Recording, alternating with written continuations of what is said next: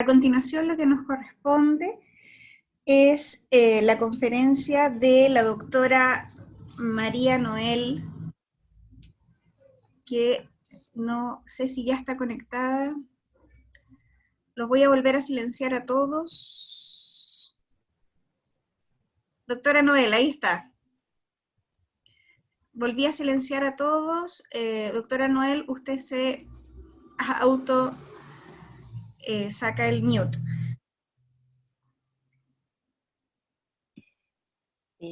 ¿Comienzo, Tatiana, o me presenta? Un minuto.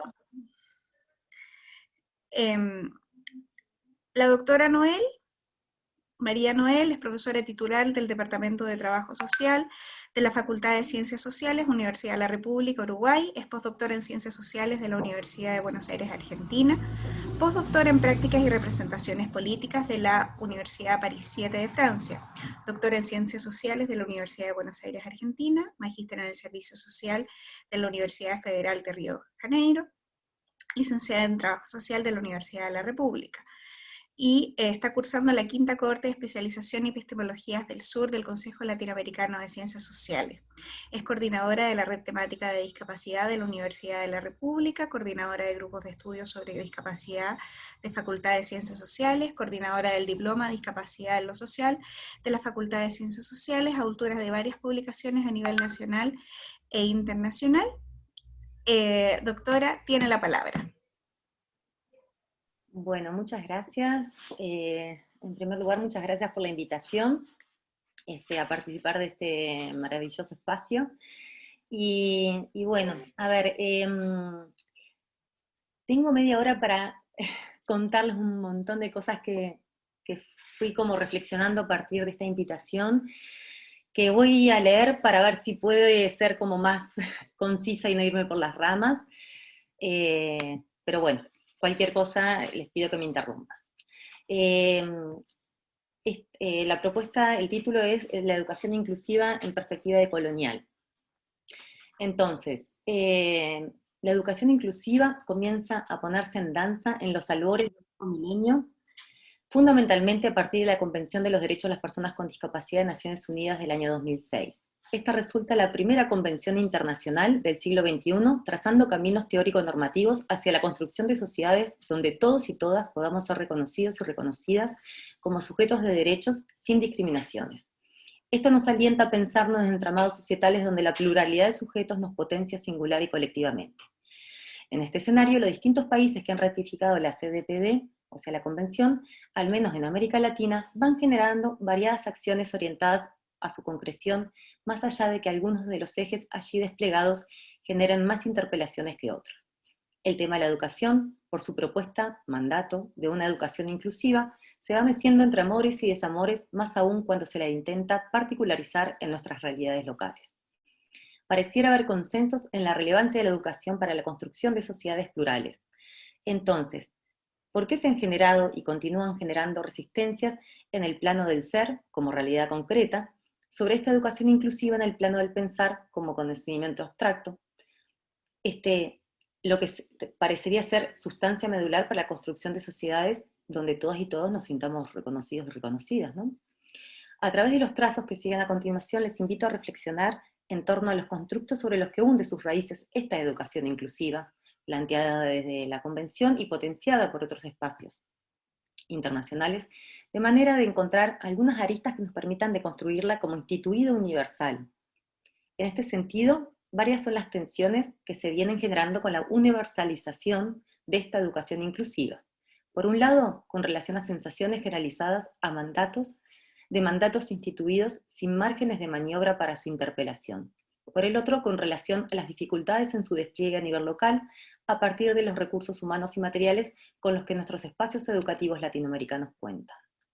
Una de las primeras aristas para la comprensión podría hallarse en esta universalización de un tipo de educación, instituyendo generalidades para materializaciones particulares.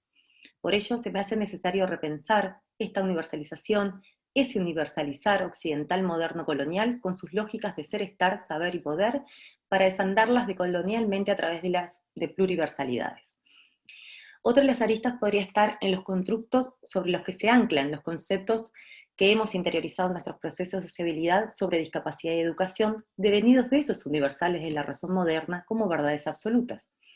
Tales verdades se marcan a fuego como un en sí, sin posibilidades de interpelación en el plano del pensar, pretendiendo cuestiones similares en el plano del ser. Desde la perspectiva colonial, se entiende que ello no hace más que replicar estructuras de dominio globales heredadas de la modernidad colonialidad, impidiendo los procesos endógenos de desarrollo de los territorios y espacios locales, tal como nos dicen Gómez y Ibarra. A partir de esto, entiendo que surge una tercera arista para la deconstrucción de esta educación inclusiva, sentida y o percibida por lo general como impuesta y o ajena. Iría de la mano con lo que de Sousa Santos denomina globalismos localizados, en tanto consiste en el impacto específico, citando a de Sousa Santos, consiste en el impacto específico de las prácticas de imperativos transnacionales en las condiciones locales que son de ese modo desestructuradas y reestructuradas para responder a los imperativos transnacionales. En este sentido, ¿cuánto de esto habría en los despliegues de esta educación inclusiva? Esta, la colonial. ¿Existen márgenes de acción para retomar sus bases y materializarlas según las realidades locales? Y ahí voy como de lleno a esta cuestión de educación y discapacidades y la construcción colonial para empezar a encontrar varias pistas. Parto del supuesto de que los constructos teóricos de educación y discapacidad sobre los que se basa esta educación inclusiva tienen sus basamentos en las lógicas coloniales del ser, estar, saber y poder, a partir de verdades absolutas que demarcan las formas singulares y colectivas de habitar el mundo. La educación, en su construcción universal, hunde sus raíces en los procesos civilizatorios desplegados por la razón moderna colonial ante la superación de barbaries según las lógicas hegemónicas de un norte global que desde las últimas décadas del siglo XIX despliega globalmente sus instituidos locales como un en sí. Entiendo que allí se encuentra uno de los enclaves sustantivos para repensarnos desde nuestro sur global. No pongo en tensión la potencia de la educación como sustancia medular para la construcción de sociedades plurales, sino cómo ésta quedó demarcada unilateralmente según formas de conocer y habitar el mundo desde quienes vienen escribiendo la historia oficial en los últimos siglos. ¿Qué es la educación? Sentipensarla me lleva a la ampliación del campo de los posibles, hasta el infinito y más allá, se diría en toda historia, siendo literal en este caso, aunque quizás también en el otro. Sentirla me lleva a la explosión del corazón, llenarlo de emociones y sensaciones mientras se expande. Pensarla me lleva a dolor, cansancio, pesadez. Entonces, sentipensarla desde la ampliación ilimitada del campo de los posibles, tanto singulares como colectivos, produce y reproduce trascendencia, inmanencia, esplendor a cada ser en este pluriverso. Educar es dar y recibir, es guiar y ser guiado o guiada. Nos nutre como seres particulares y seres genéricos, nos potencia, nos expande. Sentipensar la educación me lleva a intersubjetividad, donde, como diría Sartre, el otro es indispensable a mi existencia como el conocimiento que tengo de mí mismo, porque a través de ella, en este mundo, según Sartre, el hombre decide decide lo que es y lo que son los otros. Sentipensar la educación como institución moderna colonial no es esto. Sentir la educación desde las entrañas expande las ánimas, hermana las generaciones en el tiempo y espacio. Se siente júbilo, destello del alma. Encuentro en cada espacio donde la educación como pluriversalidad se despliega en nuestros corazones. Sentir la educación como institución moderna colonial no es esto. Pensar la educación desde la razón me lleva a la educación como institución moderna colonial. Disciplina, resquebraja, anuda, comprime, al mismo tiempo que introduce formas de ser y estar en sociedad según los instituidos hegemónicos desplegados como universales.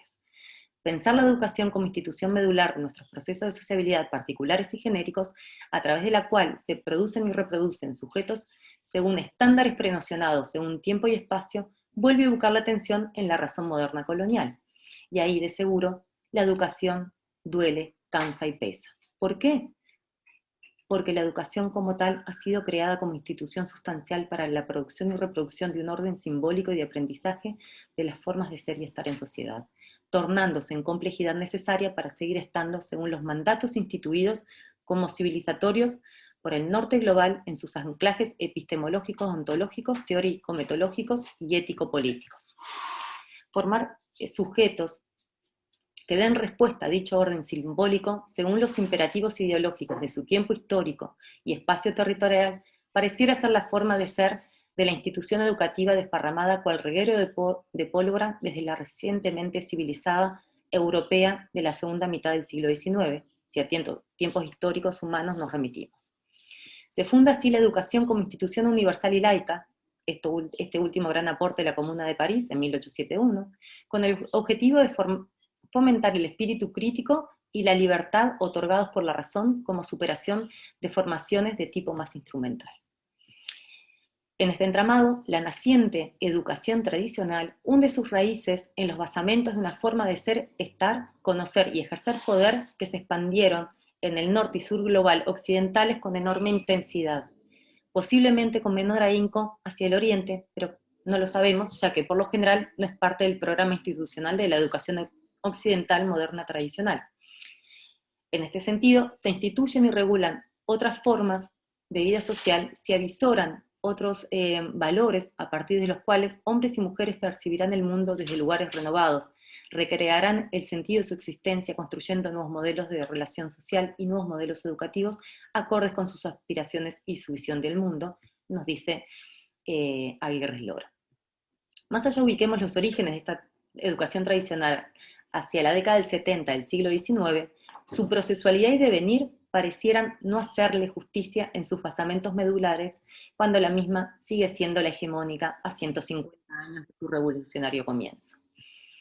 Entre luces y sombras, varios han sido los intentos a lo largo del siglo XX, y aún en el siglo XXI, de trascender hacia lo que generalmente se denomina como educación emancipadora, aunque como educación emancipadora, aunque con base en la razón moderna colonial, nos ofrece unos ropajes para dar abrigo a nuestras formas de habitar el mundo. Y ahí Rancière dice: lo que puede por esencia un emancipado es ser emancipador, dar no la llave del saber, sino la conciencia de lo que puede una inteligencia cuando se considera igual a otra, y considera cualquier otra como igual a la suya. Y a través de las maravillosas páginas de Ignorante, Rancière nos regala una de las llaves más potentes para abrir las puertas hacia una educación emancipadora. Nos pone en jaque ante la educación tradicional, perimida para estos tiempos y espacios del siglo XXI, y nos tensiona ante la posibilidad de repensarnos como inteligencias iguales en procesos educativos donde el sentir y pensar, la educación adquiere su magia. Entiende que el alumnado, Rancière, ¿no?, aprende porque está en proceso de aprender. De esta manera, la limitación no estaría puesta en el alumnado, sino en la posibilidad del educador de hacer carne de su oficio y transitar por prácticas pedagógicas emancipadoras que potencien las singularidades y las incorpore como riquezas para el colectivo institucional de ese espacio organizacional concreto y para la sociedad en su conjunto. Martínez, que es un autor uruguayo, nos plantea con franqueza y claridad algo al respecto. Abrir una posibilidad supone concebir al otro como capaz de habitar esa posibilidad, ser un sujeto de la posibilidad. Esta es justamente la posición opuesta a la de visualizarlo como un carente. Y como casi sin quererlo, sigo por ahí, nos da el margen para desatar en este escenario el nudo de la discapacidad. Prenocionar carencias a partir de demarcaciones clasificatorias y calificatorias de una modernidad colonial nos llevó y nos continúa llevando por caminos sinuosos, a través de los cuales quienes quedaron y quedan allí ubicados y ubicadas, lejos están o estarán en condiciones de ampliar sus campos de los posibles, más allá de lo que se les instruya. Se ponen techos, no raíces, se cortan alas, no se enseña a volar.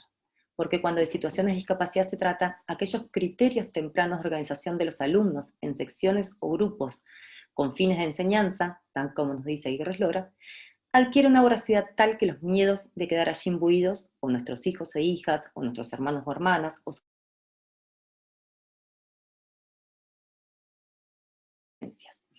así, por lo general, el campo de los posibles del alumnado queda remitido a la presunción devenida de la etiqueta que lo nombra portador de una discapacidad, o sea, de una falta de capacidad.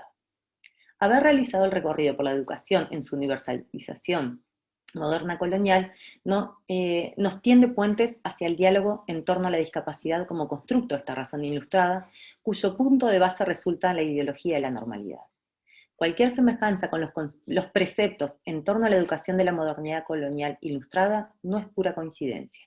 A partir de tales lógicas se mecen los constructos y acciones en torno a posibilidades y carencias de sujetos que quedan demarcados entre la normalidad y anormalidad. El surgimiento del modelo médico de la discapacidad tiene orígenes similares a la de la educación tradicional. Sin querer trazar linealidades, difícil se me hace correrme de algo tan evidente.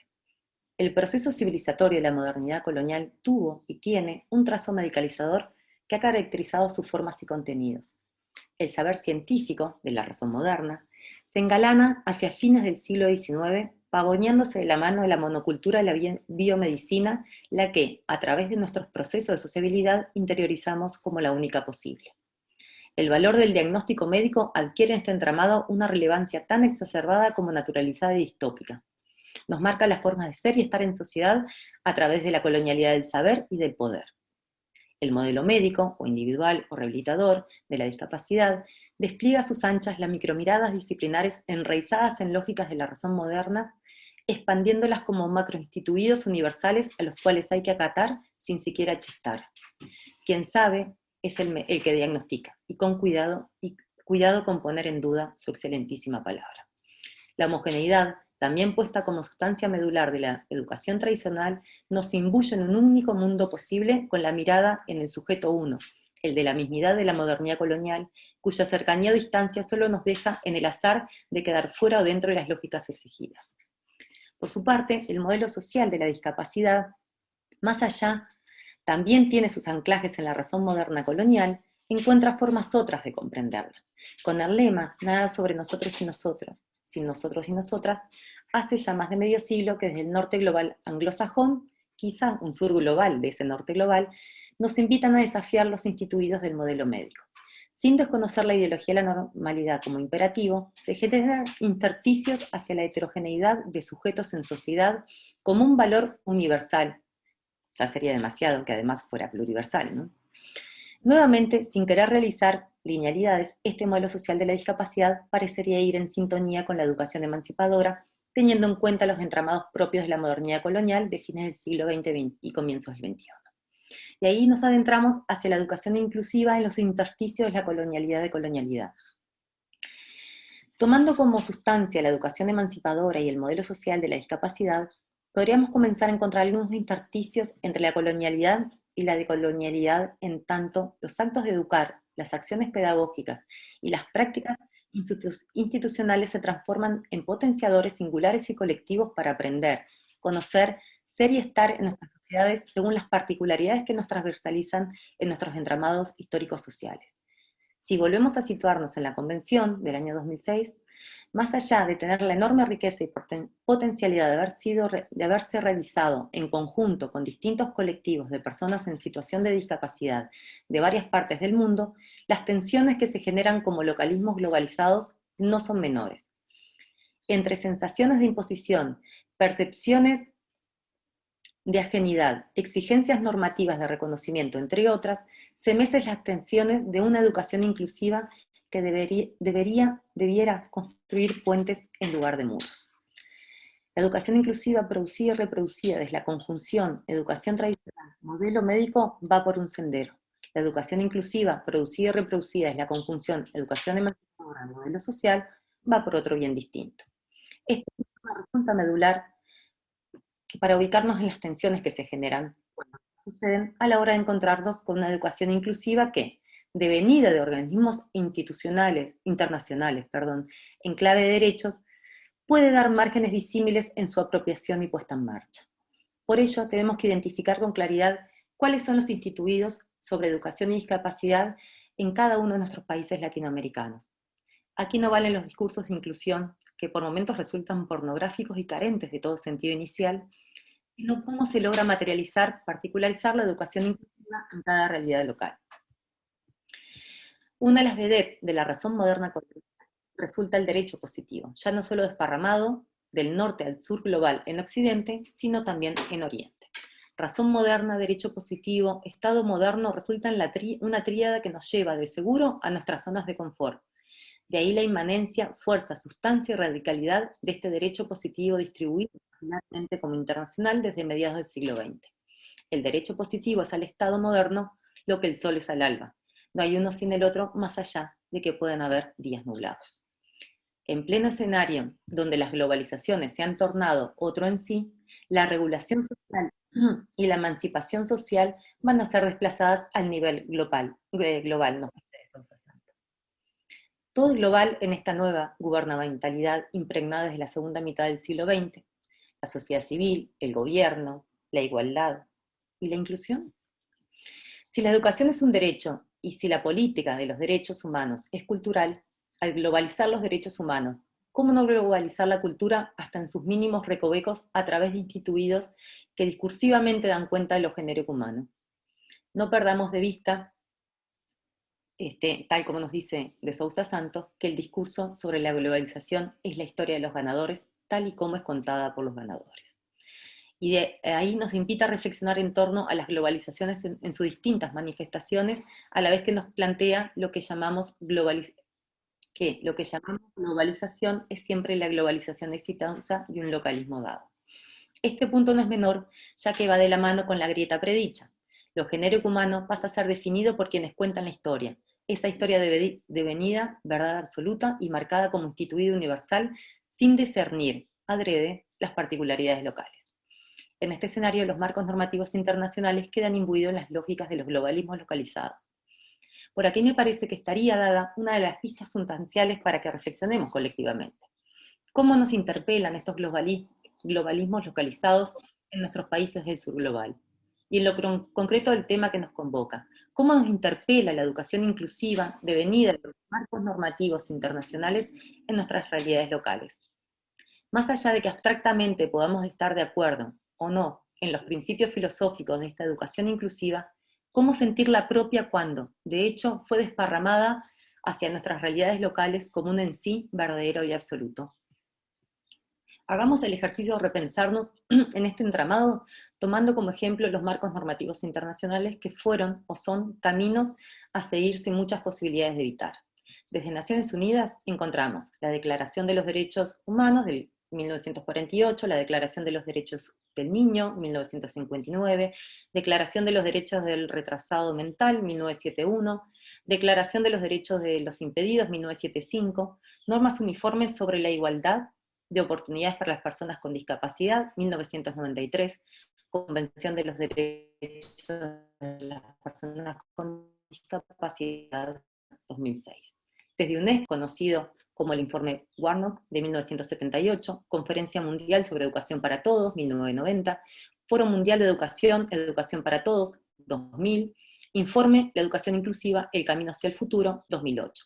Así fuimos pasando por una educación segregadora desde inicios del siglo XX hasta la llegada del Informe Warnock a fines de los años 70, una educación integradora desplegada durante las dos últimas décadas del siglo XX, para llegar con el nuevo milenio a una educación inclusiva.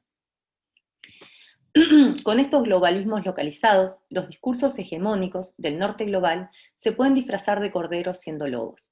Venidos desde arriba, generan diversas tensiones en los entramados locales, más aún cuando se los intenta poner en acto a partir de nuestras realidades.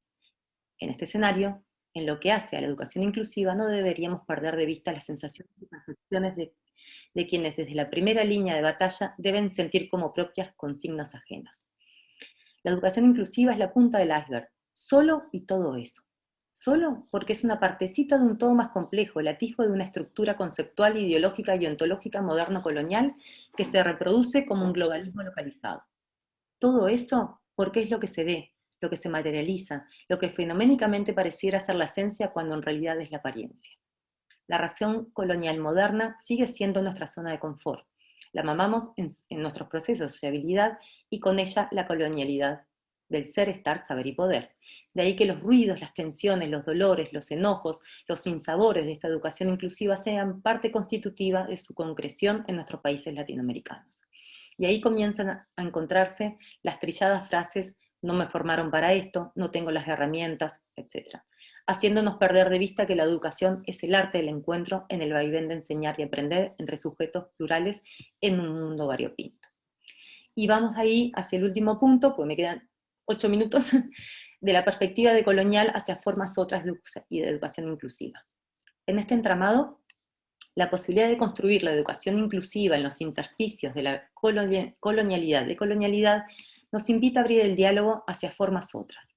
Desde la perspectiva decolonial, más que educación inclusiva, sería educación plural, poniendo la sustancia en la pluriversalidad de formas de materializar este arte del encuentro y trascendiendo la universalidad como verdad absoluta y personal.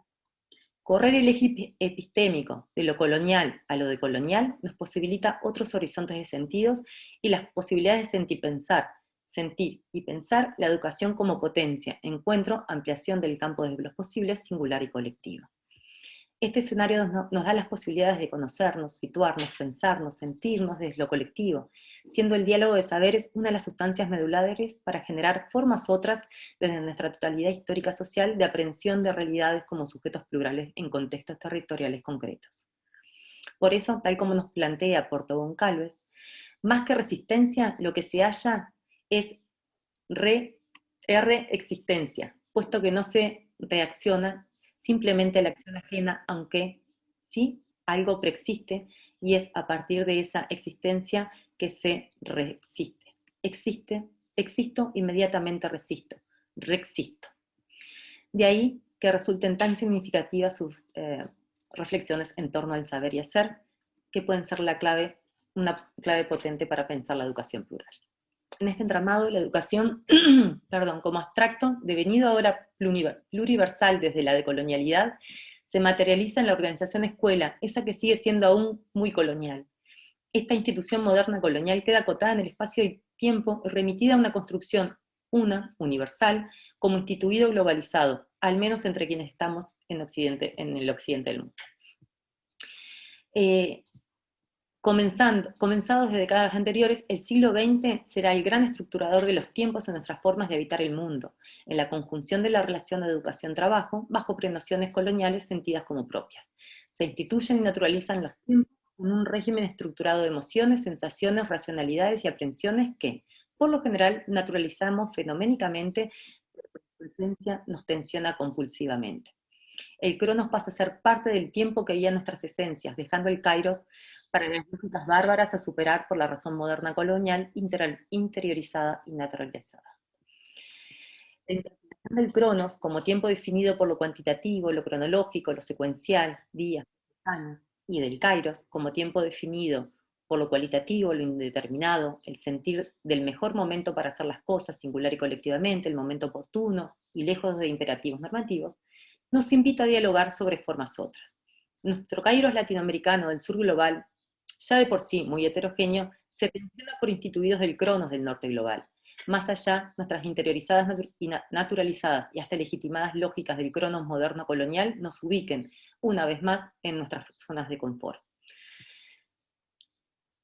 ¿Qué más vale? Soportar para no agitar el avispero, como decimos por acá. ¿Y si lo agitamos? ¿Y si pensamos formas otras de educación desde la pluriversalidad en el diálogo entre sujetos plurales? Rodríguez nos regala la maravillosa palabra serendipia, la cual nos invita a las sorpresas, a categorías no previstas en alguna lectura o actividad, recuperando formas otras surgidas desde un sur global alojado en el norte global.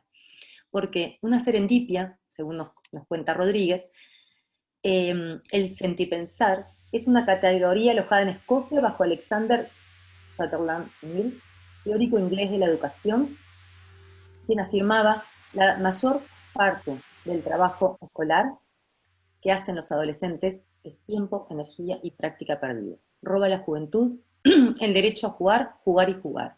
Pone cabezas viejas sobre hombros jóvenes. Pues la escuela irrumpe el crecimiento intelectual del discente, imponiendo procesos ajenos a su hacer. Sentipensar una educación plural, no como mandato, sino como procesualidad histórica devenida desde nuestras realidades locales, nos podría llevar a lugares otros, con tiempos otros, con una educación otra, que nos encuentra ampliando nuestras posibilidades singulares y colectivas y erradicando todo instituido prenocionado de carencia, surgido de las lógicas clasificatorias y calificatorias del norte global. Respecto a lo que tú señalas... Porque el territorio, el espacio-tiempo que habitamos y el horizonte de sentidos que otorgamos en nuestras prácticas cotidianas no son ajenos a nuestras sociedades. De ahí que insistentemente les invite a interpelar sobre los globalismos locales que se dan de bruces con todo este entramado. Y a modo de cierre, muy sintéticamente, me quedan 3 minutos, sentipensar la educación desde la emancipación, trascendiendo los instituidos absolutos de este constructo, nos permite pensar colectivamente desde nuestros lugares de acción y enunciación, desde nuestros sentires centrales devenidos al hoy día, desde nuestros tiempos entre el Cronos y el Kairos. Porque no nos olvidemos que orientarse es dirigir hacia el oriente y tomar ese rumbo, ir a tomar el rumbo correcto de la vida, tal como hoy se dice nortear. Ese cambio de verbo es también un cambio de hegemonía geopolítica, tal como nos dice Porto Goncalves. Les invito a desorientarnos, a desnortearnos, a dialogar desde nuestras esencias histórico-sociales para compasar Cronos y Kairos a nuestros ritmos. Y si de ritmo se trata, quiero cerrar este diálogo con ustedes, al menos en este contexto, con la letra de una de las canciones de Extremoduro, grupo disidente de las lógicas coloniales de nuestra madre patria, que llevado a milonga adquiere ritmos otros de la mano de milongas extremas. Y les leo la letra de Ama, ama, ama y ensancha el alma. Quisiera que mi voz fuera tan fuerte que a veces retumbaran las montañas y escucharáis las mentes social adormecidas, las palabras de amor de mi garganta. Abrid los brazos, la mente y repartíos, que solo os enseñaron el odio y la avaricia, y yo quiero que todos como hermanos repartamos amores, lágrimas y sonrisas. De pequeño me impusieron las costumbres, me educaron para hombre adinerado, pero ahora prefiero ser un indio que un importante abogado. Hay que dejar el camino social alquitranado, porque en él nos quedan pegadas las pezuñas. Hay que volar libre al sol y al viento, repartiendo el amor que tengas dentro. Muchas gracias.